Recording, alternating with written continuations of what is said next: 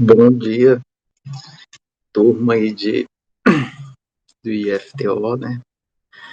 Tanto eu vou usar esse material tanto para a turma, né, de agronegócio, técnico em agronegócio EAD, como também com a turma, né, de economia rural de agronomia. Tá, ok? Mas vou falar alguns momentos a respeito do trabalho, né, dos alunos de agronomia também. Não sei se eu vou conseguir editar o vídeo depois, mas eu não estou tendo tempo de editar vídeo, né? Então não vai dar muito certo. Mas, assim, mas também vale, né, para o pessoal. Eu andei um tempo sem estar me correspondendo com a turma de agronomia, está gerando umas legendas aqui instantâneas em inglês. Eu não sei porquê, né, mas interessante, legal. Tá aqui, mas o que foi que aconteceu? Vou deixar isso aqui. Mas, então vamos lá. Com o pessoal de agronomia, a gente fez uma atividade, né, relacionada ao Dia da Consciência Negra. Acho interessante, e vale lembrar, né, foi dia 20 de novembro, e aí para a turma também de agronegócios também, é importante, né, assim, nesse trabalho fala um pouco dos autores mais clássicos, assim, nacionais, né, brasileiros, o exemplo de Celso Furtado, né, muito interessante. Foi com base em 2 artigos, né, que falam a respeito deles.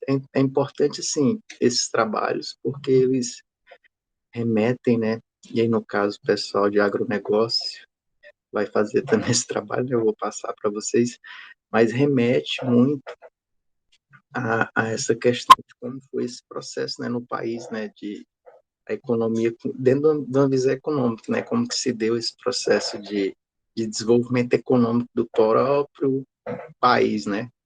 Então, nesse sentido, é muito interessante para entender, né, como que essa questão, né, da escravidão, né, contribuiu. E aí os alunos colocaram aqui suas impressões a respeito, né, do material que eles leram. Necessariamente não precisava ler os 2 artigos, poderia ler um e comentar sobre um, né, e pode ainda, no caso, né, para quem ainda não fez, mas é importante, né, ler um e comentar o que. Porque numa leitura, geralmente a gente lê as coisas e dependendo do dia e de como nós estamos, tem coisas que a gente percebe mais, tem coisas que percebemos menos, né? A gente fica um pouco seletivo, às vezes, dependendo das nossas preferências. Mas é importante. E aí essas questões é que são importantes aparecerem aqui.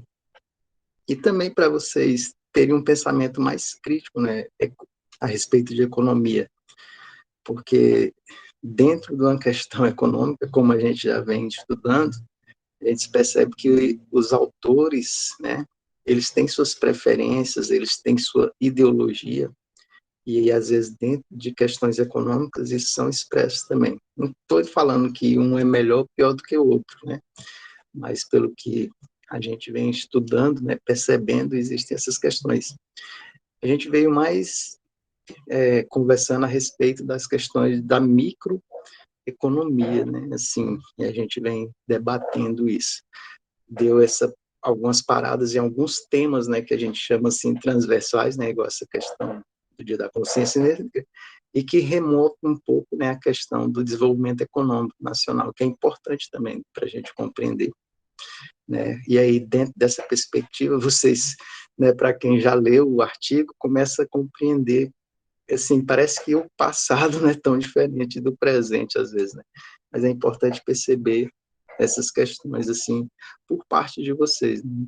Assim, e, e a questão do caracol, né? A gente vai lendo uma coisa, às vezes a gente tem uma compreensão mais reduzida, mas aí vai lendo outra coisa e vai ampliando a nossa compreensão. Vou ampliar. Aqui eu quase não consigo ampliar esse. Eu acho que eu não consigo ampliar. Eu teria que, porque no celular fica bem ruim de ver, né? Eu vou copiar esses textos e vou abrir um arquivo de texto que eu acho que é mais importante. Esse que vai querer demorar muito para abrir, porque aí a gente consegue visualizar as respostas de cada aluno, né? E ficou muito legal esses formatos, né, que a gente adotou, porque muitos não tem, aparece só o número do celular e aí a gente não consegue visualizar. Aí aqui eu acho que vocês vão conseguir ver melhor, né? Bem que também vocês estão aí no grupo, mas para quem acompanha no vídeo, né, que está no grupo do WhatsApp, a gente consegue também visualizar. Então, vamos lá. O Boanerges, né, colocou: Furtado diz que o conceito de mito não se apresenta, mas temos que compreendê-lo como algo constante em um mesmo autor ou escola do pensamento. Ou seja, seria contraditório para um autor rejeitar em seus escritos valores incutidos na economia ortodoxa para aceitá-los pontualmente em uma abordagem específica. Por exemplo, o preconceito do homem branco contra o negro, por exemplo, mudaria não somente em reação às alterações ocorridas no padrão de vida dos negros, mas também devido à existência das expectativas dos brancos em relação a tais mudanças. Então, aqui ele faz uma questão, mas ficou assim, aí se alguém puder contribuir depois, né, para esclarecer o que é esse mito, né, na cabeça de Furtado, né, porque aí a gente não consegue entender através daqui, mas entende que o Boanerges coloca essa relação, né, que entre o homem branco e o homem negro e o preconceito, né, existente entre ele e essa questão do mito, que aí fica um pouco conturbado. É importante entender o que é essa questão do mito, né, quando Furtado diz, mas pensando dentro dessa perspectiva do próprio mito em si, geralmente o ser humano ele procura explicar, meu filho, vai lá na mamãe, senão o papai, a mamãe vai te ajudar, vai lá, conversa com ela, tá? Vem cá, dá um oi aí, pessoal, de agronomia. Oi, pessoal, estamos aqui. Oi, Jaqueline, bom dia. Vai lá, pede lá para a mamãe. Isso. Aí essa questão do mito, né, a gente usa muitas vezes uma forma, às vezes a gente tenta explicar algumas coisas que acontecem na nossa realidade, que às vezes a gente não consegue encontrar uma explicação científica, a gente usa muito, né, a questão do mito, às vezes, para elucidar, explicar uma coisa. Mas aqui pode ser apresentado de outras formas para Furtado, né? Às vezes as pessoas tentam explicar fatores econômicos também através de mito, né? Dessas questões, mas é importante elucidar isso. Se vocês puderem elucidar nos comentários seguintes, aí isso é legal. Vamos ver se aparece nos comentários seguintes alguma coisa a respeito. Aí o Dúlio, né? E, e vocês podem complementar os comentários dos colegas a respeito.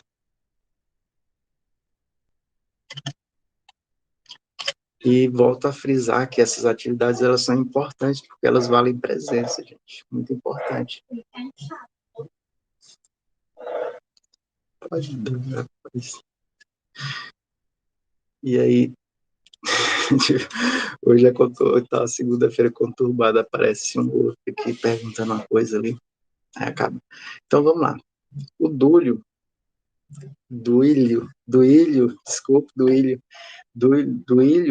né, a Taíde, ele, ele coloca aqui comentários sobre artigo e aula. No geral, os artigos falam da opinião e de algumas ideias do economista brasileiro Celso Furtado, na qual ele as expõe relatando alguns fatos sobre a economia do país. Naquela época, ele relata sobre a importância do trabalho escravo na etapa inicial da colonização, e que, mesmo sendo uma prática terrível, desumana, trouxe uma acumulação de riqueza enorme, de grande valor para a economia. E sobre outro artigo descrito, ele apontou a necessidade de um processo de transformação estrutural na base de oferta de mercadorias, que era preciso uma indústria forte para que os consumidores não ficassem refém do mercado interno ou de ciclos econômicos. Para o economista, a situação ruim do país não se tratava apenas de uma questão de planejamento econômico ou de tecnologia econômica, mas de uma questão política fundamental. Ele destacou duas ideias para a superação do subdesenvolvimento: um Estado-nação voltado para a satisfação das aspirações do público brasileiro e um processo de industrialização acelerado, que libertará o país da condição de exportador de produtos primários. Que aqui parece que bem assim a nossa cara, né, atual que a gente vive hoje nessa questão, né, que aí existe uma discussão hoje mais acentuada com relação à questão do tipo de Estado, né, um Estado mais intervencionista, né, que intervém na economia. Aqui ainda ele fala da questão do Estado industrial, né, que está colocado aqui, né, um Estado-nação, mas que tem a capacidade de induzir o desenvolvimento através de indústria. Mas é importante só salientar essa passagem aqui, que nesse período a gente passou um pouco por esse período de industrialização, né, no qual o Celso Furtado fala, né, através, né, do período de Getúlio Vargas, até um pouco o período da ditadura, né, fala ditadura militar, que aconteceu em 64, teve um período que houve um forte investimento, né, a criação da Petrobras, essas grandes estatais, né, que hoje se discute a venda delas, é um reflexo que a gente viveu um pouco esse período, né, de industrialização. Hoje a gente vive um período que é chamado de desindustrialização, né, e aí focando em produtos primários, né, e no caso os produtos agrícolas, né, a falta de exportação e, e uma fragilidade dessa situação de Estado-nação nessa perspectiva, um Estado-nação, né, que não tenha, por exemplo, como se coloca assim, você consiga determinar os seus rumos, né, sem interferência, mas está bem complicado pela questão de grandes corporações, né, grandes empresas detentoras de poder econômico, grandes grupos econômicos, né, fragilizam muito essa questão do próprio Estado em si, em termos das decisões. Aí uma outra coisa que a gente tem hoje é a mídia, né, é diferente a questão da comunicação. Então, quem domina a comunicação, às vezes domina a questão das pautas econômicas. E aí, um segmento muito forte economicamente pode, dentro de uma perspectiva local, aqui naquela época, né, não tinha uma mídia tão difundida, né? Então hoje a gente tem uma mídia mais difundida, mas não quer dizer que esse acesso à informação seja um acesso a uma informação sem um certo conteúdo, né, que favoreça talvez determinados setores da economia, né? Então nessa perspectiva a gente tem que ter atenção de olhar, né, os noticiários econômicos, de tentar compreender que é colocado, né, dentro dessa perspectiva, os interesses também dos donos dessas organizações. Por exemplo, uma grande empresa de comunicação, né, temos aí SBT, Record, Globo, e essas são as tradicionais, aí temos outras agora que estão no meio digital. Então, todas essas empresas, elas têm interesses econômicos, né, como a gente vem estudando ao longo do tempo, elas dominam uma fatia de mercado em um determinado segmento e elas compreendem, às vezes, que se o governo tomar determinada política econômica, pode prejudicar a sua atividade, ou pode alavancar a sua atividade. Então, esse Estado-nação hoje é muito influenciado, né? E hoje você percebe, por exemplo, muitos, né, atores econômicos atuando em prol dos seus negócios, né, junto aos governos, né, e isso talvez fragiliza as questões das decisões em prol do bem comum. Talvez um determinado setor possa ter mais influência, e isso talvez possa influenciar o que a gente ouve nos noticiários, né, no dia a dia, né, sobre a política econômica e tudo, né, porque dependendo talvez do preço do dólar, né, só um exemplo, né, aí quando você determina isso o preço do dólar, né, dentro de uma questão, aí você vai impactar determinadas empresas. Se o dólar, por exemplo, está muito baixo, para quem exporta é ruim, mas para quem importa é bom, né? Entendeu? nessa perspectiva. E se o dólar está alto, para quem exporta é bom e para quem importa é ruim, às vezes dependendo do tipo de segmento. Então, acontece essas perspectivas, mas o segmento às vezes consegue impor suas pautas econômicas, né, independentemente se aquilo é bom para o conjunto da sociedade, né, como ele está colocando aqui, né, aspirações do público brasileiro. E o difícil, às vezes, na política econômica não é você conseguir fazer desenvolver uma área, é você conseguir manter um equilíbrio onde todas as áreas consigam se desenvolver, né? Essa que é a grande dificuldade, né, de você gerir uma política econômica dentro da perspectiva e dentro dessa questão de pressão dos vários segmentos e atores econômicos dentro da sociedade no processo político. Então, e aí esse processo político também é encabeçado também por outros países, né?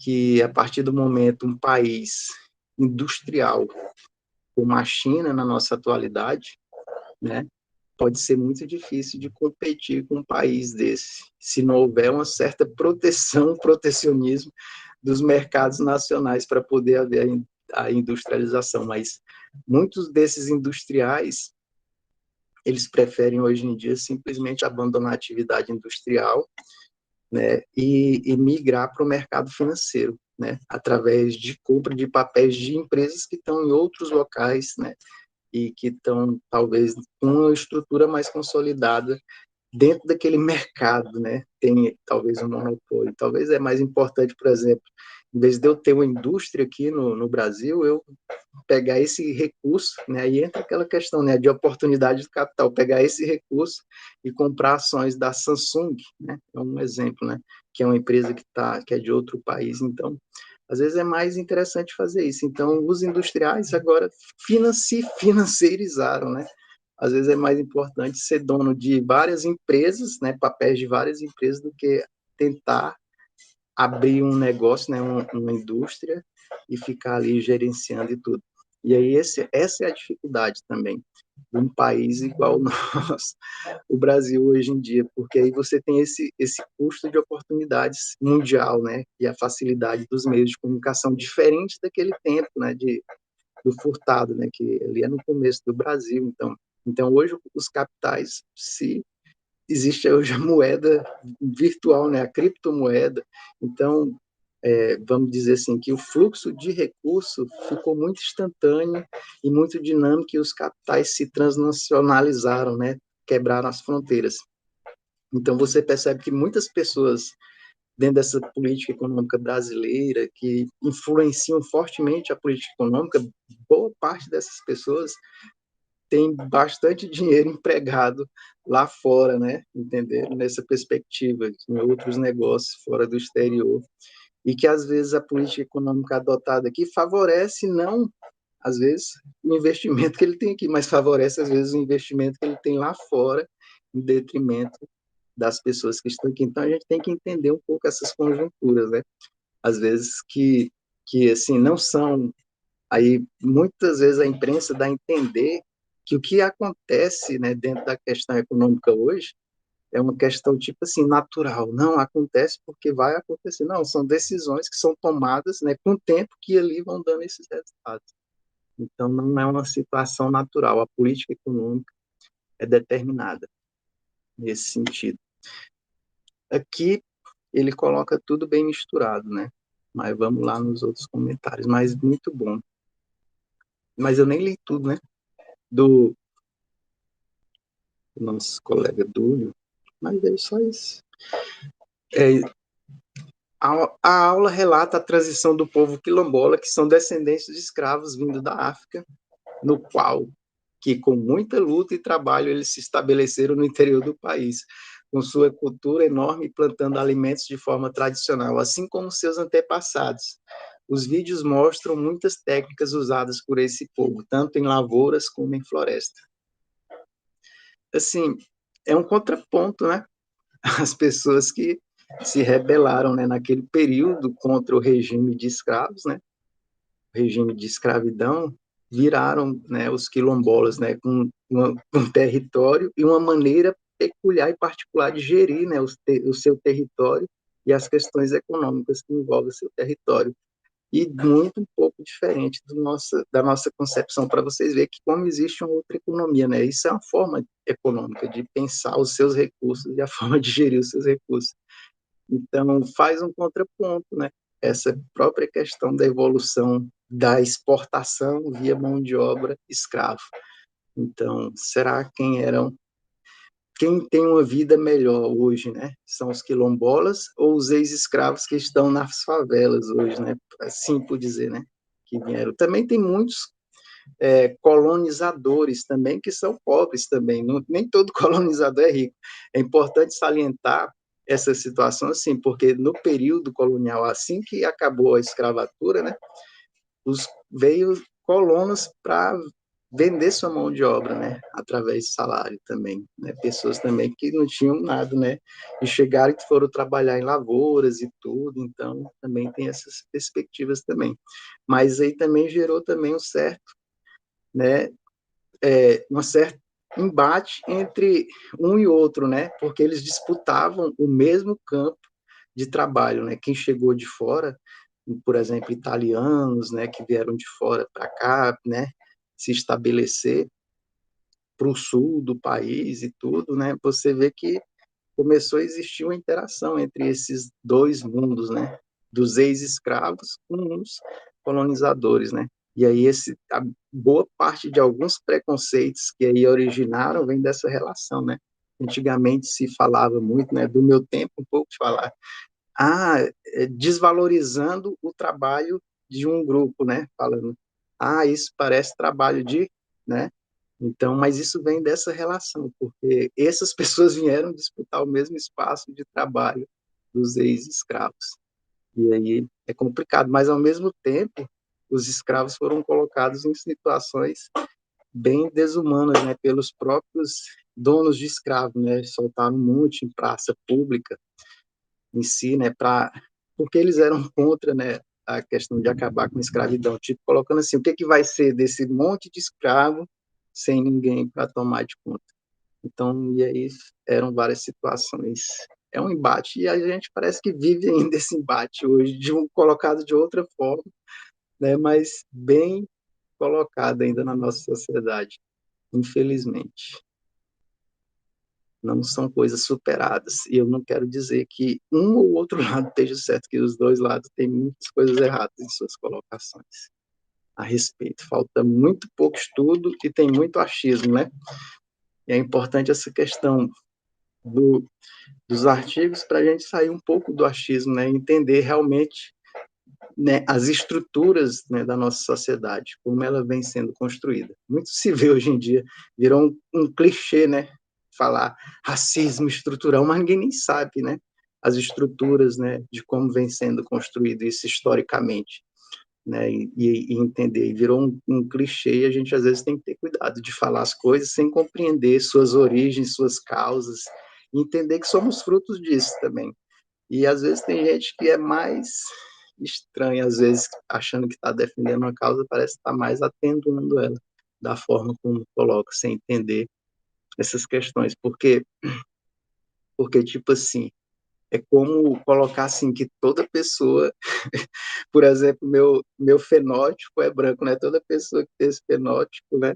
É uma pessoa que é dona dos meios de produção, que é dona de si, não é bem assim, né? Então, existe uma classe de trabalhadores também, né? Que não é necessariamente, também é desprovida, né, de capitais. Então, é mais nesse sentido, é desprovida dos meios de produção e vende sua mão de obra. Também igual, e eles competem, né? E talvez dentro dessa questão de competição pode existir essa construção do racismo como uma forma de tentar desvalorizar o trabalho do outro nos dias atuais. Será que existe isso, né? Essa questão de você marginalizar sempre o outro que é diferente de si e olhar.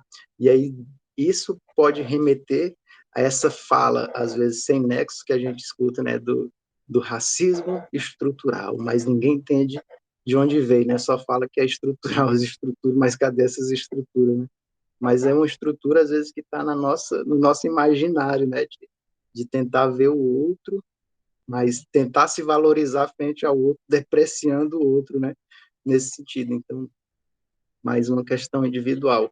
mas às vezes as instituições, né, a maneira individual de cada um agir dentro de uma instituição, isso pode representar, né, um racismo dentro da instituição, por exemplo, dentro de uma instituição de polícia, né? Por exemplo, uma forma de agir dentro das comunidades pobres, onde tem uma maioria negra, uma forma de agir dentro de setores de classe média, uma forma, então, isso aí pode remeter também a um certo preconceito, um certo racismo e tal, e tudo, de achar. E às vezes a maneira da gente agir, né, com as pessoas é que vai criando os problemas, né, aumentando, atenuando.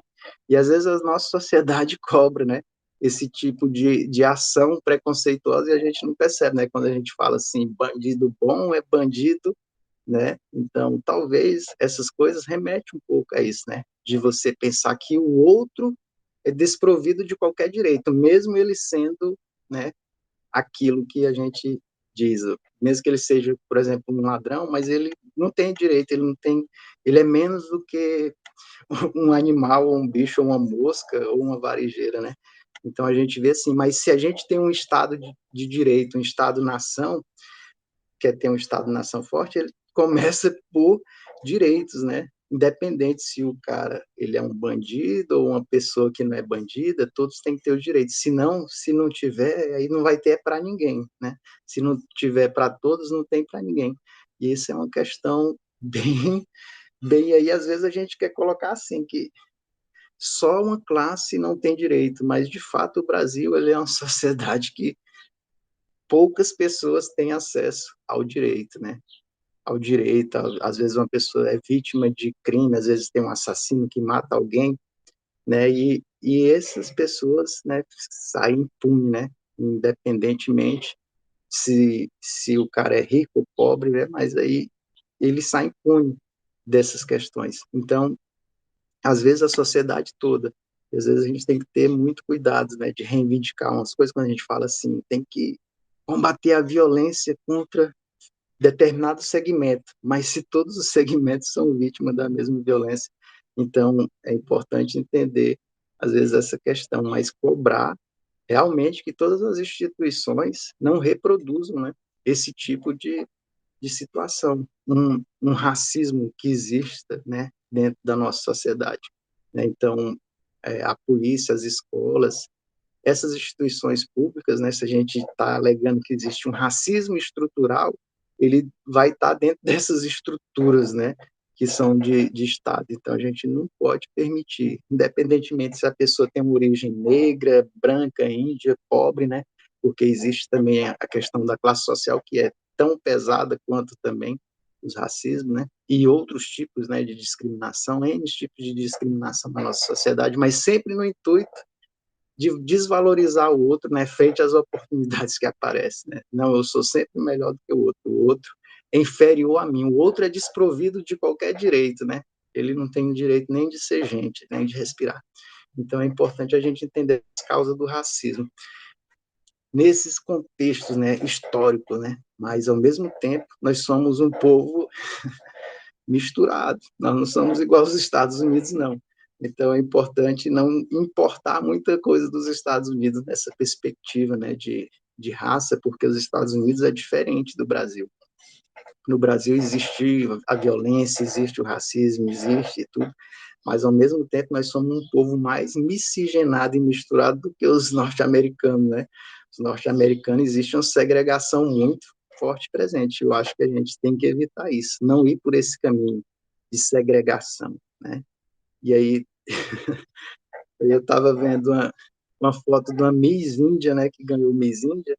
Ela tem o cabelo cacheado, né, a pele mais clara, tá, mas ela se classifica, mas você vê na sua genética que tem a contribuição de todos os povos que aqui estão, e muitos de nós é isso, é a expressão genética de uma mistura variada de cores e raças e tudo. E às vezes a gente se pega nesse discurso assim e tudo, e fala, a gente se sente um pouco também ofendido da forma como ele é colocado, né? E aí, aí quando as pessoas colocam isso é uma visão identitária de falar o racismo, quando a gente fala identitário é um pouco essa segregação, né, que é importada lá dos americanos, de achar que você é uma raça pura, né, como um pouco o nazismo pensa, né, que eles são uma raça pura, e por essa questão de raça, isso me dá um status diferenciado, por uma questão de característica, né, particular da minha pele, ou da minha cor, ou do meu sexo. É isso, a gente tem que ter cuidado, né, dentro da perspectiva que eu estou colocando aqui, porque aí a gente está procurando, às vezes, uma excepcionalidade frente ao outro para me ter benefícios, né, relacionado ao outro. Não estou falando com relação à questão de cotas, que é uma questão muito justa, né, dentro da nossa questão social ser colocada, mas às vezes existem alguns extrapolamentos com relação a isso, que você não vai acabar com racismo ou com preconceito, nada, você vai, às vezes, ampliar isso aí, né, e criando política, às vezes, vamos dizer assim, customizada para atender um fulano ou um beltrano, sendo que os outros não conseguem acessar a mesma política, o conjunto da sociedade. Então, acaba, às vezes, só você criando aquela imagem assim, não, uma pessoa conseguiu acessar isso, daquele grupo de minorias, então, perfeito, tá bom, mas não é isso que a gente quer. Então, é importante entender essas lutas, né, que existem no seio da sociedade, que envolvem questões econômicas, que envolvem a estrutura da nossa sociedade, que envolve escolhas, né, que às vezes se remete lá a você determinar se vai ter determinado recurso. Por exemplo, existe hoje uma discussão, Bolsa Família, né, como é que é, Auxílio Brasil, né?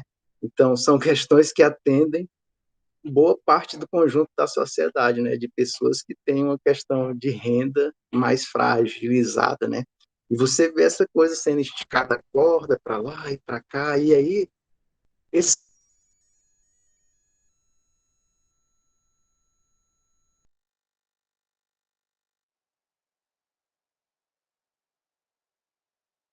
porque se parar para pensar, a barriga começa ali a, a, a dar fome e tudo, então as pessoas estão preocupadas na questão da sua sobrevivência, né? Estão ali dentro daquela pirâmide das necessidades, elas estão ali naquela parte mais baixa, né?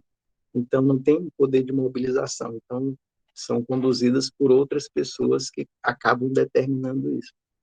E aí, para quebrar esse ciclo, às vezes tem que ter uma conscientização da sociedade como um todo, né? Principalmente, às vezes, de nós que temos mais acesso à informação, a conteúdo de qualidade, temos tempo, né? Às vezes, né? Nos permite, nossa condição material nos permite ter tempo de estudar, de refletir sobre a nossa realidade. Mas é importante que outras pessoas também tenham acesso a essa informação e conteúdo. E vocês, como agrônomos, né, como extensionistas, vão também contribuir com essa questão, essa formação econômica do Brasil. Eu sei que vocês são muito ligados à área, né, do agronegócio e tudo, e quem é do agronegócio também, né, e os agrônomos, e às vezes vocês vão trabalhar numa situação de extensão, e o desenvolvimento rural também não é só benefício, porque também a agricultura também em si, ela apresenta também essas disparidades, né? Tem agricultores muito bem providos, né, de recursos, tecnologia, capacidade produtiva, e outros, né, com a realidade também um pouco diferenciada, dependendo também, das vezes, de questões de domínio de técnica, às vezes também de, vamos dizer assim, até mesmo, às vezes, uma situação, às vezes, de falta de acesso a políticas públicas, né, para melhorar ali suas atividades produtivas. E, às vezes, a gente vive ainda em situações de agriculturas de subsistência, né, que a agricultura que, basicamente, para tocar a vida da família ali. Então, é importante a gente compreender que existem, né, essas diferenças, né? Existe uma automoção, existem grandes produtores, mas existem pequenas. Então, o livro Formação Econômica do Brasil, da Angélica Pelúcio François, Dia da Consciência Negra no Brasil. No livro Formação Econômica do Brasil, o economista Celso Furtado explica a trajetória econômica brasileira, iniciando a narrativa, comentando a chegada dos europeus às terras da América, que, por buscarem novos meios de expansão comercial da Europa, devido ao seu elevado grau de desenvolvimento no século XV, se sentiram obrigados a buscar novas rotas comerciais. Segundo este economista, A exploração agrícola, na época, parecia uma aventura que dificilmente daria resultados, por causa da distância entre a América e a Europa, e pelo custo de transporte ser alto. Somente produtos manufaturados ou especiarias do Oriente que justificariam um investimento tão grande. Mas se os portugueses não tivessem atingido suas metas, o escritor deixa claro que as terras brasileiras também teriam sido colonizadas por outros. Celso Furtado diz que houve um conjunto de circunstâncias que permitiram que o governo português mantivesse domínio sobre sua parte das terras na América, onde sempre teve esperança de encontrar ouro. Metais, portanto, conclui que o açúcar foi o que manteve Portugal com grande parte do território sul-americano. O autor, além de outras coisas, desejou comprovar que nenhuma discussão sobre o desenvolvimento econômico e melhoria do bem-estar no Brasil pode se furtar a incorporar a igualdade racial como pilar da implementação de políticas públicas. Então, eu já falei muito dessa questão, mas né, o Tocantins, assim, é importante, como falou da questão do ouro, o Tocantins, assim, vocês percebam que como que essas pessoas chegaram aqui no... Aí eu vou fechar aqui, vamos ver aqui, porque eu gosto de olhar mais por alto para compreender melhor essa situação, né? Falando dos metais preciosos, então o Tocantins entra um pouco já dentro dessa questão. E aí hoje, hoje a gente vê isso também, né? Acontecendo, né? O futuro repetindo o passado. Então, o que é o mar, né? Assim, tá aqui Portugal, tá por aqui assim, né? O Portugal, o pessoal veio aqui navegando, mas a intenção deles era tipo, porque para carregar produtos é mais fácil você carregar muita coisa pelo mar, navio, né? Tipo dar uma volta, né? Então eles procuravam tentar chegar do outro lado aqui, né? Quando descobriram a América, Cristóvão Colombo, né? Dar a volta no mundo para chegar e bateu no continente americano. Então, aí cada um foi estabelecendo rotas aí, Portugal veio e pá, bateu no Brasil. Aí você pensa, né? Mas, e aí as costas, né, do país, às vezes tem alguns lugares que você consegue chegar, né, com embarcação, e outros lugares são mais difíceis, mas o desenvolvimento começou mais pela Bahia, né? E o Tocantins, ele faz divisa com a Bahia, né? Nesse sentido, ó, ver que a costa aqui da Bahia, ela é mais tranquila, né, para você encostar, ó, tá vendo? Ó, tem uns arquipélagos assim, né, tal, dá de ver mais ou menos. Mas aqui é mais tranquilo, ó. Então, chegaram através da Bahia por aqui, né? Então, e aí com essa questão do ouro, entraram aqui, né, por essa região aqui na atividade, tal, buscando ouro e tudo, porque depois eram os bandeirantes vindo aqui por São Paulo, né, desbravando aqui para entrar em Mato Grosso. Mas aí a gente, quando vê aqui, ainda a gente vê esse reflexo, né? Que a região amazônica ainda é preservada por causa disso. Mas aí eles entram aqui pela questão dos rios, né? Que tem uma questão da navegabilidade, né? Onde se permitia navegar, chegou. Então, tem comunidades desenvolvidas às margens dos rios, nos Amazonas. Aqui no Tocantins, pensando nessa questão histórica, né, as cidades mais antigas sempre estão às margens de rio, né, Tocantinópolis, Filadélfia, Porto Nacional, e o Rio Tocantins com uma facilidade melhor de navegação em relação ao Araguaia, né, que cria bancos de areia, mas também tem cidades.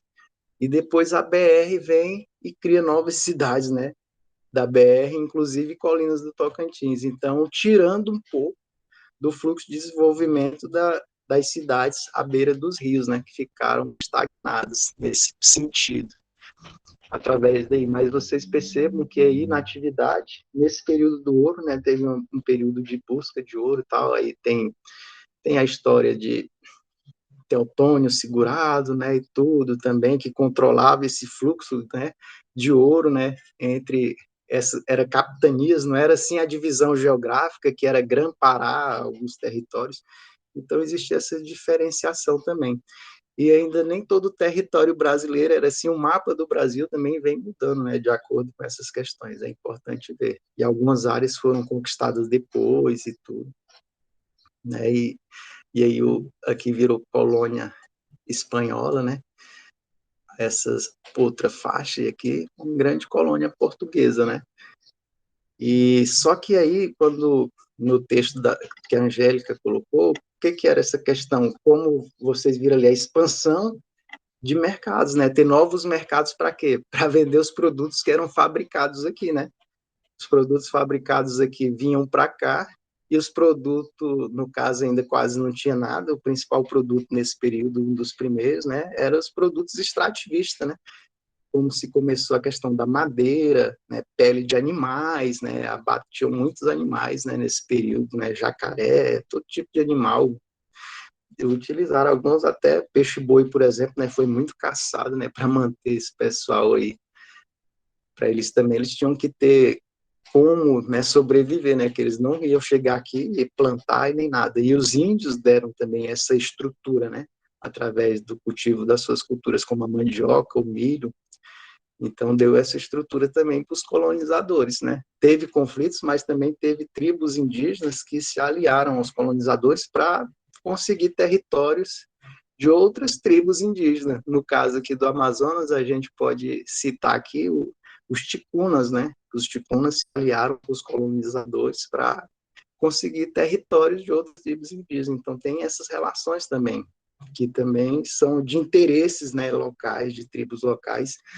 É muito complexa a história do Brasil em termos econômicos.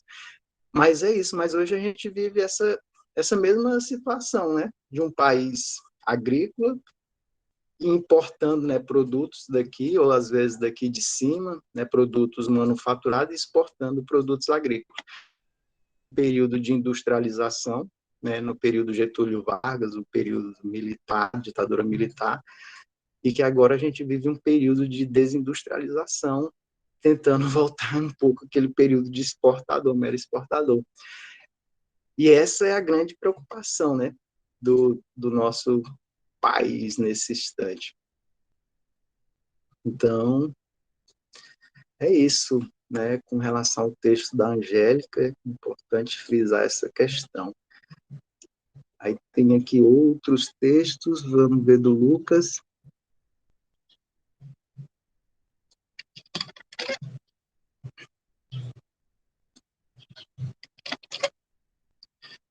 Aí, para Furtado, Lucas Gregório, para Furtado, análise de um processo ativo e consciente de marginalização e exclusão social a partir de um enquadramento moral, imputado ao setor atingido, uma desqualificação social negativa, apontam sombras de um outro mito contido nas entrelinhas de sua teoria, que alicerça as relações de poder construídas no processo de colonização, e se fortalece e se renova a cada novo desafio. Além disso, para Furtado, a colônia como parte do projeto de expansão colonial europeia, em sua análise dá grande importância à relação metrópole-colônia, assim como economia nacional e mundial. Então, o Brasil sempre nasceu, né, nessa relação metrópole e colônia, né? Às vezes a gente não tem essa situação que Furtado colocou, de Estado-nação. Mas que também, no caso, o Lucas Gregório começou a colocar essa questão do enquadramento moral, né? Que aí a gente via muito mais, né? E existe, né, uma certa censura, né? Às vezes que a gente chama do politicamente correto, muitas pessoas às vezes querem falar, porque às vezes também virou também às vezes virou uma deixou de ser politicamente correto e às vezes virou uma censura pior, né? Às vezes a gente não pode nem falar determinadas coisas, tem que ter muito cuidado, mas, mas é importante entender que existe às vezes uma pejoração, né, de determinadas classes dentro da sociedade ou de determinadas etnias ou segmentos, né? Quando você fala, o índio é preguiçoso, né? Entendeu? Ou o negro não sabe fazer nada direito, né?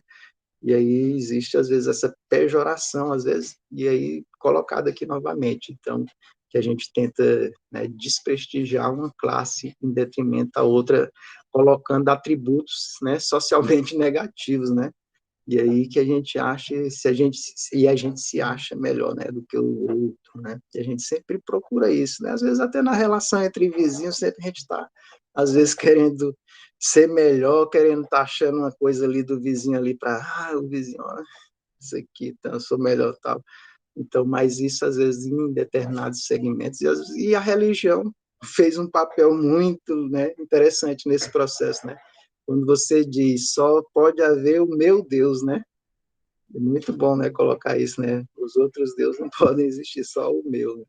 Impor um moral através de uma questão religiosa, também uma forma de conduta e uma forma das pessoas agirem, né?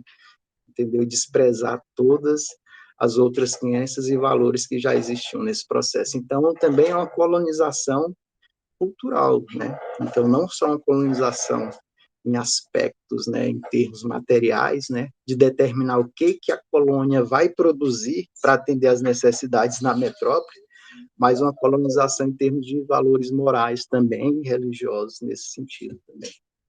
E a gente sofre. E foi, em partes, pela Igreja Católica, agora tem outras igrejas também, nesse mesmo processo. Deixa eu só. Então, e a religião é um pouco complexo, né? Porque é uma coisa que não vai poder ser questionada, né?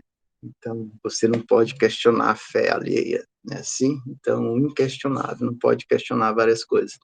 Mas ela é um instrumento bem utilizado em alguns aspectos, em termos de dominar uma outra cultura, né? De não deixar expressar, ou de determinar. No Brasil, pelo menos, existe a questão do culto livre, né? Você é livre para expressar qualquer forma religiosa que você queira. Isso é importante, mas a partir do momento que você pensa um país igual, né, o Afeganistão, onde você só pode expressar uma determinada religião, aí é complicado. E às vezes, se você deixar misturar a religião e o Estado, pode o Brasil chegar a um ponto assim, que você possa, às vezes, ser só de determinada crença religiosa e as outras sofrem um determinado tipo de discriminação, né? Então, também existem situações, às vezes, nesse sentido, né? Discriminar as crenças religiosas de outros. Então, importante dentro dessa perspectiva. O Brasil tem muita coisa boa, né? E aí, às vezes, a gente importa muita coisa ruim de fora. E essa diversidade que nós temos, isso é o bom, e é o nosso, e é a nossa força.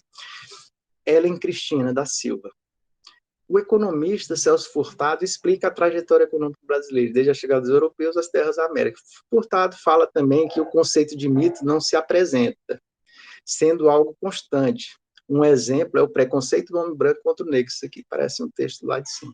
Mudaria não somente em reação às alterações ocorridas no padrão da vida dos negros, mas também devido à existência de expectativas dos brancos em relação às mudanças, bem parecido com a primeira parte que eu li lá em cima, lá do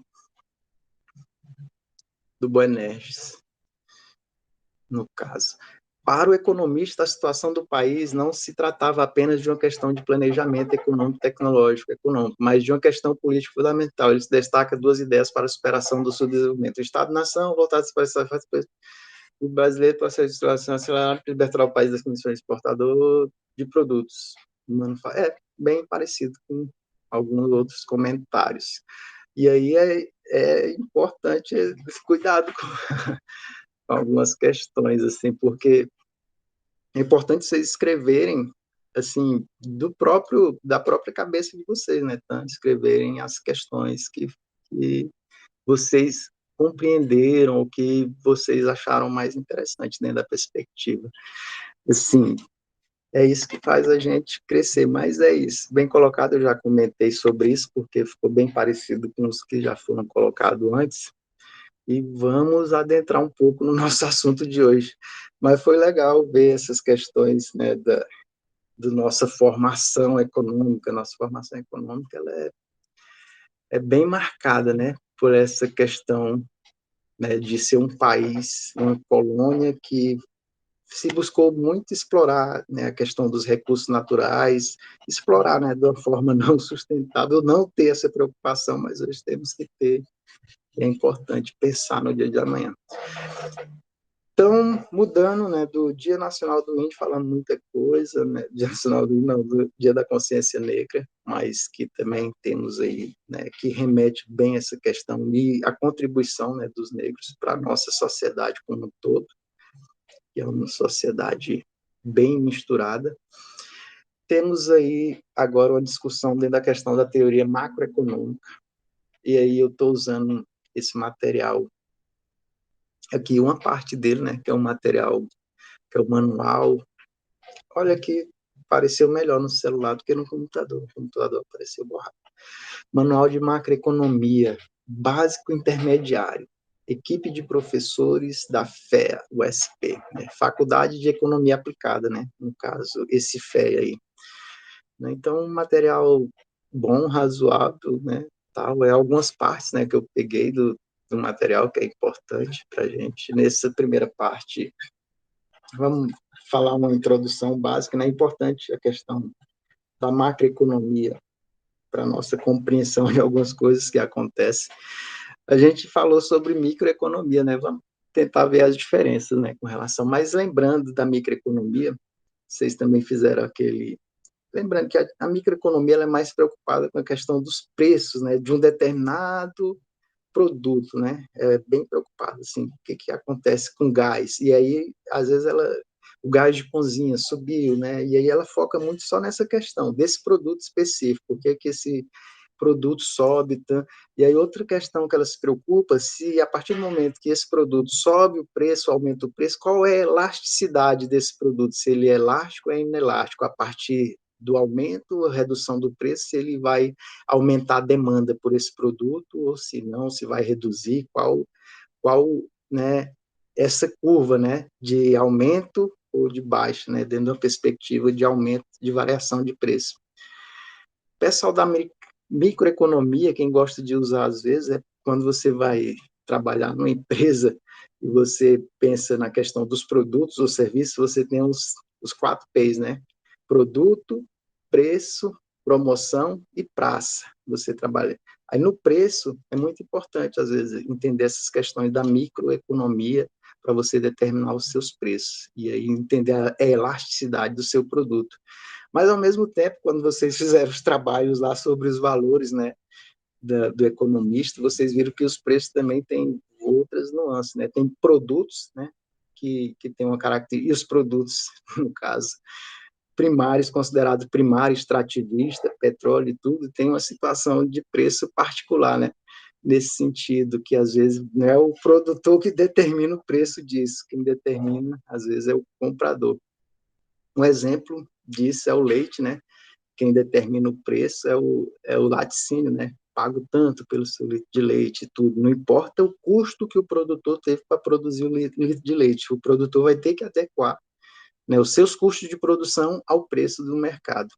E às vezes isso pode variar dependendo da oferta do produto, que aí não depende de um produtor específico, né, que são vários, né? E aí e de outros produtores às vezes alocados em outros países.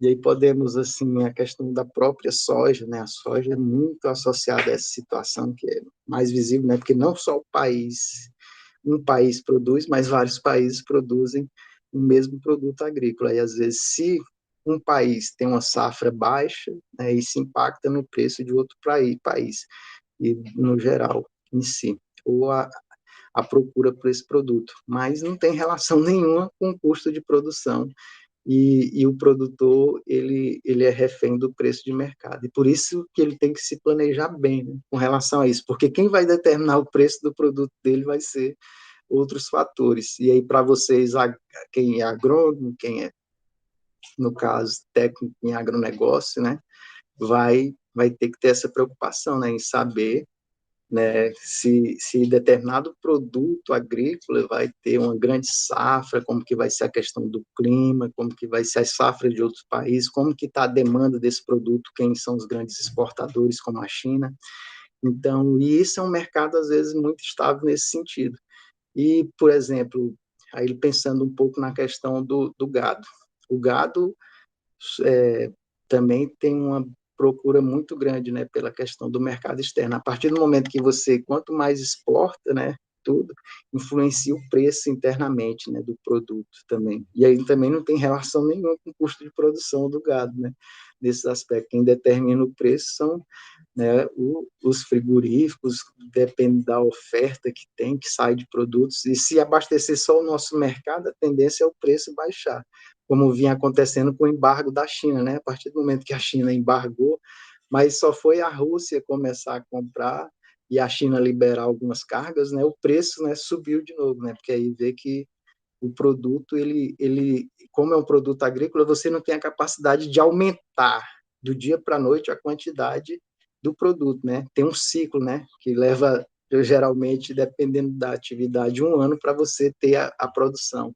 Não é igual da indústria, né? Que num dia você produz, né, determinado produto. Então, essas situações impactam e são questões da microeconomia. Na macro, a gente pensa mais questões que vamos entender, né, que a macro, o que é, mas são questões que impactam a economia mais como um todo, né? Por exemplo, o dólar, quando o dólar sobe, né, não importa se você produz soja, se você produz leite, se você produz gado, ou se você fabrica, né, algum produto manufaturado ou vende serviço. Isso vai impactar todo mundo de uma maneira, né, para o bem ou para o mal, né? Para alguns melhor, né? Para quem aí entra aquela questão, né? Para quem exporta, às vezes é bom dólar alto, para quem importa, às vezes é ruim, né? Para quem, por exemplo, tem essas lojas de produtos que vêm, né, de fora e vende eram em 99, agora não existe, era depois mudou para 3,25, 3 não sei o que. Se o dólar for aumentando, né, aí fica complicado dessas pessoas se planejarem, né, dentro desse percurso, né, porque a partir do momento que você compra hoje, né, o dólar está tanto, aí você vendeu, quando você vai importar de novo já está alta, aí você pode ter muitos prejuízos. Então, depende muito dessa questão. Então, mas aí a macroeconomia impacta também. É importante a gente compreender esses fatores da macroeconomia dentro dessa perspectiva, né? E aí a gente vai estar vendo essa evolução. Mas bem que eu conversei, enrolei demais, né, dentro da outra questão, né, com vocês, mas eu vou conversar um pouco, né? Pelo menos o primeiro parágrafo aqui da, da macroeconomia aqui. Eu estava pensando em pegar um slide, mas eu não vou conversar com eles um pouco da maneira como eu estudo, né? Muitos materiais para ver, para trocar uma ideia, né? Com eles, porque às vezes cada um estuda de um jeito e para mim dá certo. E quem sabe para vocês possa dar também, né? Certo, né? Objetivo da teoria econômica é analisar que é econômico, né? Analisar como são determinados os preços e as quantidades dos bens produzidos e dos fatores de produção existentes na economia. A partir de meados da segunda metade do século XIX, os economistas da escola neoclássica estruturaram um método de análise que iriam consagrar-se posteriormente. O princípio básico dessa escola era o da racionalidade dos agentes econômicos, ou seja, perante uma série de opções, os indivíduos livremente escolheriam a opção que fosse considerada mais vantajosa. Aí aqui, eu paro bem aqui nesse parágrafo aqui, né, com vocês, para a gente entender, porque quando eu estudo basicamente assim, eu leio um parágrafo, aí eu, rapaz, o que eu tenho que entender disso aqui, né? Aí ele fala, o princípio objetivo é analisar se estão determinados os preços das quantidades dos bens produzidos, fatores de produção. E aí, ó, fatores de produção. Será se eu sei ainda o que é isso? Vocês estudaram sobre isso. Vocês lembram o que são os fatores de produção existentes na economia? A partir de meados de metade do século XX, os economistas das escolas neoclássicas. Quem são esses economistas, meu Deus do céu, da escola neoclássica? Estruturaram um método de análise que iria consagrar-se posteriormente. O princípio básico da escola era da racionalidade, né, dos agentes econômicos, ou seja, perante uma série de opções, os indivíduos livremente escolheriam as opções que fossem consideradas mais vantajosas. Então, ó, envolve isso aqui, a questão dos fatores de produção, né, e os agentes econômicos. E quem são esses dois, né? Quem são os fatores de produção e quem são esses agentes econômicos? Nós já vimos isso aqui na nossa aula, mas quem foram esses economistas neoclássicos que estruturaram esse método de análise? Então, também é alguém. Os economistas, quem vai falar vão ser vocês. Eu quero que vocês façam um trabalho individual a respeito, né? Deixa eu ver, eu vim abrindo aqui, era para mim ter colocado esses. É aqui, ó. Os economistas, quem vão falar vão ser vocês, né? Nesse sentido. O que vocês vão fazer, né, para a gente entender, começar a entender sobre esse assunto um pouco mais? Tá aqui, Alfredo Marshall. Eu quero, né, por exemplo, que um dos alunos, no caso, dependendo da turma, tem mais alunos ou não, mas vai ser um, né? Pode ser que fique autor sem nenhum aluno falar a respeito, né? Mas é um por aluno. Vai fazer um pequeno videozinho e postar, né, lá. Eu vou disponibilizar a área de trabalho, mas eu vou explicar um pouco que aí ele vai falar. Alfredo Macho. Quem é esse Alfredo Macho? O que ele contribuiu, né, para essa questão da macroeconomia? Qual foi o grande trabalho dele, né? Sabendo que ele é um economista neoclássico. Léon Auras, John Stuart Mill, da mesma forma. Ele escolhe só um, mas aí o outro aluno não pode escolher. A partir do momento que ele escolheu um autor aqui, aí ele posta lá no grupo de WhatsApp para as pessoas saberem, né? Por exemplo, a Jaqueline está aqui ao vivo, se ela escolher esse autor, ela posta lá, Jaqueline, escolhi o Alfred Marshall, vou falar sobre ele. E aí vai fazer um pequeno videozinho sobre o Alfredo Marshall, não precisa ser uma coisa grande, né? Pequenininho, né? Sobre a obra dele, o resumo, o que ele fez de importante, né?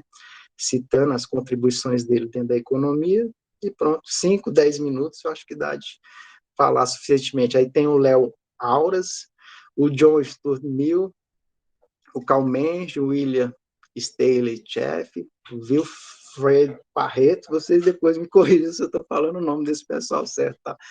Leonel Hobbes, que tem alguns que uns são ingleses, outros não, e aí tem a pronúncia que pode ser diferente. Mas o Google Tradutor pode ajudar vocês nas pronúncias também. Courtney Wixel, Robert Slow, Irving Fish, Thomas Malthus, Joseph Schumpeter. Esse aqui é um que eu tenho estudado mais, né, a respeito, porque ele trabalha dentro da perspectiva da inovação, e é uma das coisas que eu tenho estudado dentro do mestrado, mas eu não vou falar sobre ele não, mas é legal. John Richards, Hicks, Cornott, Arthur Cecil Pingle e John Art Robson. Eu não sei se vai ter mais, tem não. Fechou aqui. Eu acho que esses aqui dá para vocês, né, falarem um pouco. Para mim falar vai ficar chato, mas aí vocês estão posta lá e a gente vai estar ouvindo das coisas que vocês conseguirem. Então, deixa eu ver o que eu tinha aqui. Vamos lá. Só para lembrar vocês, né? Buscazinha rápida, né? Dos fatores de produção, né? Trabalho, expresso pela letra K. Letra L, os recursos, não, o resultado. Apresentar trabalho e os recursos naturais terra. A teoria usualmente usa apresentado por trabalho e recursos naturais, né? Então, os fatores de produção dentro dessa perspectiva aqui, mas existem outras perspectivas que eu acho que são mais amplas, né? Aí aqui ele colocou aqui, ó, esse aqui só uma busca rápida, só para conversar com vocês, né? Fatores de produção. Vou aumentar aqui a imagem no celular. Oh, desculpa. Aí ele colocou recursos naturais, trabalho e capital. Mas lembrando que geralmente está expressa em máquinas, né? Essa questão do capital. Mas aqui está resumido o trabalho, uma coisa pode estar dentro da outra. terra, o trabalho e o capital, né, geralmente. Mas lembrando, né, daquela questão que a gente discutiu, os fatores de produção, eles devem servir para a gente produzir alguma coisa, né, produzir algum produto. No nosso caso, se a gente produz carne de boi, né, os fatores de produção, né, são terra, né, isso aí, trabalho e o capital. Às vezes o capital pode ser expresso no curral, na cerca, né, nessa perspectiva, nos implementos agrícolas que existe ali para manter, não necessariamente o dinheiro, né? Às vezes a gente pensa que é o dinheiro, mas não é o dinheiro. Às vezes, se você mexe com leite, é a ordenhadeira ali, e o trabalho, às vezes, é realizado por pessoas, mas nessa perspectiva do trabalho, é interessante, talvez, a gente pensar em recursos humanos, não trabalho, recursos humanos, porque pensando na questão da capacidade do recurso humano, né? Na capacidade de criar e de fazer, desenvolver alguma coisa também, na capacidade gerencial também. Então, você pode ter recursos humanos, mas ele não tem uma capacidade gerencial nem de criar nada, ou de fazer um trabalho, ou de fazer, por exemplo, um computador. Então, por exemplo, assim, um fator humano que sabe fazer um computador, né, ou fazer um celular, ou fazer isso, é diferente do fator humano, às vezes, que só sabe capinar um lote, né? Então, a produtividade ou a produção, ou os bens que eles podem produzir são diferentes. Então, é importante pensar nessa perspectiva. E, às vezes, um outro fator também muito determinante aí, que não aparece visível, é a questão tecnológica, né? Mas aí Schumpeter trabalha nessa questão de você ter uma capacidade tecnológica, né? De criar tecnologia, ter conhecimento. E aí que entra a questão dos institutos, né? Das universidades, né? De ter essa oferta, né? É justamente para criar essa capacidade, né, dos fatores de produção, no nosso caso, recursos humanos, de ter essa capacidade de conseguir produzir, né, as coisas, não só de capinar lote. E aí entra também vocês, né, como profissionais de várias áreas, né? Então, é uma melhoria desse fator de produção, nessa perspectiva, atuando, né? E aí a gente tem os agentes econômicos, né, que foi colocado ali, né? Os agentes econômicos nessas perspectivas, né, que bem, eu não vou nem abrir aqui esse que ele já está dizendo aqui, né, que são as pessoas físicas ou jurídicas, através de suas ações, podem fazer o sistema econômico funcionar.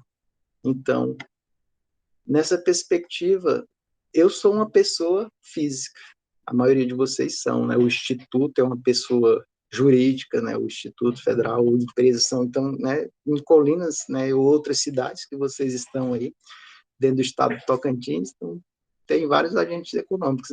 E aí as famílias, né, são agentes econômicos, tal. Vou colocar de outra forma, mas essa forma como foi colocado aqui ficou bem abrangente, né? Mas só que alguns agentes econômicos, suas ações têm mais impacto do que outros, né, dentro da economia. Então, por exemplo, a partir do momento que o instituto ele determinar, não, vou fazer compras, né, dentro, né, do município de Colinas, comprar, por exemplo, ou as escolas todas dizem, não, vamos comprar dentro do município de Colinas o alimento escolar para os alunos. Movimenta, né, dá um movimento maior. E o conjunto das famílias, não individualmente, mas quando os conjuntos das famílias compram, né, também, isso movimenta a economia, né, em determinada perspectiva. Mas tem agentes econômicos que o volume de compra ou de venda deles é muito grande, que o impacto é maior dentro da economia, né? E aí acontece. Mas todos esses agentes econômicos, né? Às vezes a gente está preso, né? Dentro de uma situação macroeconômica, enredado, né? E é essa questão, a macroeconomia, às vezes, busca mais todas essas relações. Não, e a micro busca separar e olhar individualmente o produto. E a macro procura compreender essas relações que envolvem, né, os fatores de produção e os agentes econômicos, né? E como um vai impactando o outro, né, em determinados segmentos. Por exemplo, como falei anteriormente, o aumento do dólar, né? E aí a macroeconomia nos permite visualizar isso. O que que acontece, né?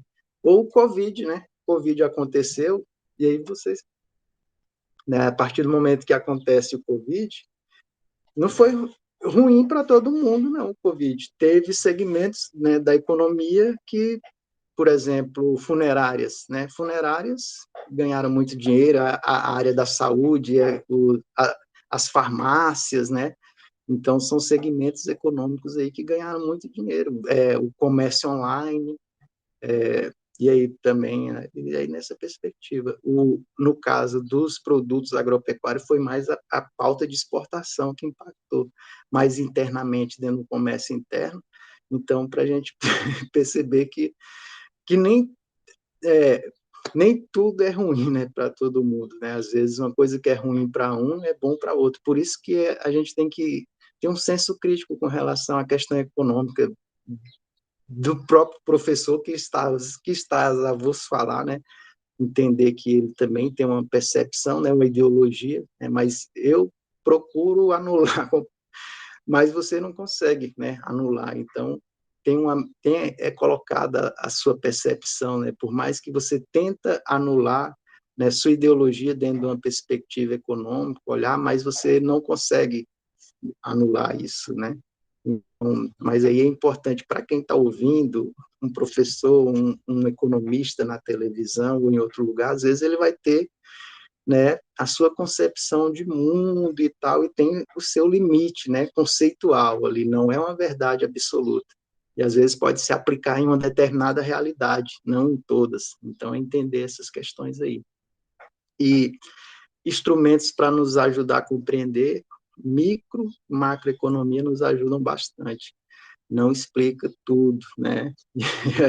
E aí, às vezes, o que a gente vê na TV são, às vezes, muita maldade com as pessoas, né? Pessoas que conhecem, né, de economia, usando assim, não sei como que eu posso falar de uma maneira sem ser muito pejorativo ou ofensivo, né? Assim, vamos dizer, usando, às vezes, vamos dizer assim, eu não posso dizer nem que é uma maldade, porque também seria, mas o mais correto seria dizer que é uma certa maldade, porque a pessoa conhece de economia, mas ela usa o seu conhecimento para levar as pessoas ao erro, né? Tipo assim, você conhece de economia, mas você fala da economia, mas favorecendo o seu segmento da sociedade e usando isso como se fosse uma verdade que iria beneficiar todos os outros segmentos da sociedade, sendo que não é.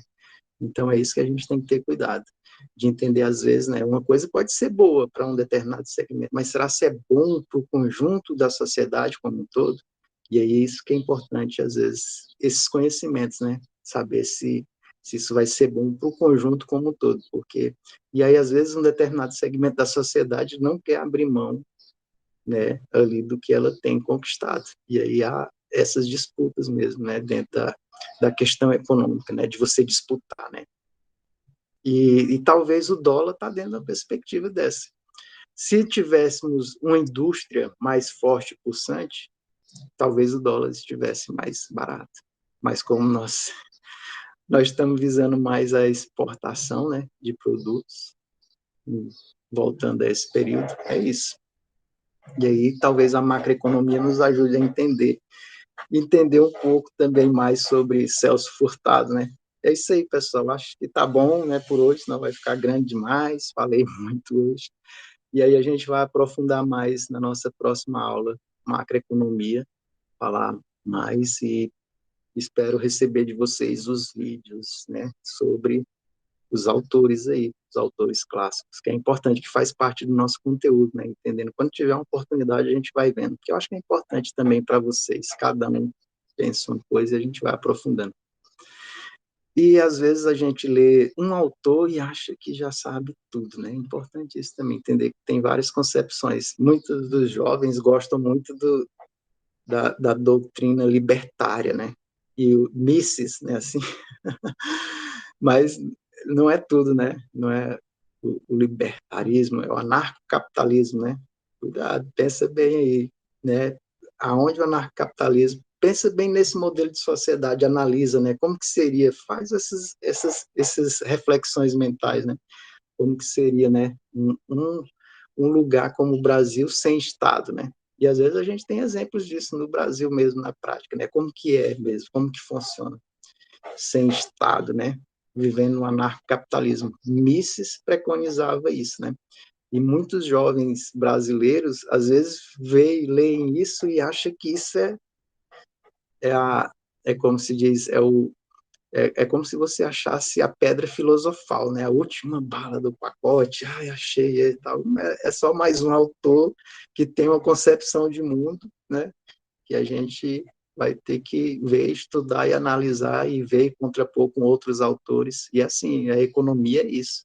Mas é importante a gente, como pessoas que são afetadas, né, pelas decisões econômicas, compreender, né? Porque às vezes está em jogo dentro de um debate econômico, que às vezes nos é apresentado, mas que tem outros interesses ali por detrás, que se a gente não tiver um mínimo de leitura ou de conhecimento, a gente não consegue saber e a gente fica sendo enganado, né? Enganado ou às vezes é omitido, né? O resultado daquilo e às vezes apresenta um outro resultado que nunca vai realmente se concretizar indo por esse caminho. Então, para a gente entender mais de economia nessa perspectiva é importante, né? Entender os ciclos que o Brasil veio passando também nos ajuda a entender aonde a gente está. Eu acho que vocês estão compreendendo um pouco melhor onde a gente está. E é isso, então. Tchau, pessoal. E a gente aprofunda mais na outra aula. Só tá a Jaqueline hoje aqui, o pessoal está cada vez mais, assim, vindo menos presente, né? Mas tem problema não. Tchau, Boa Jaque. semana, professor. Boa semana. A gente se vê na semana que vem. Tchau. Tchau.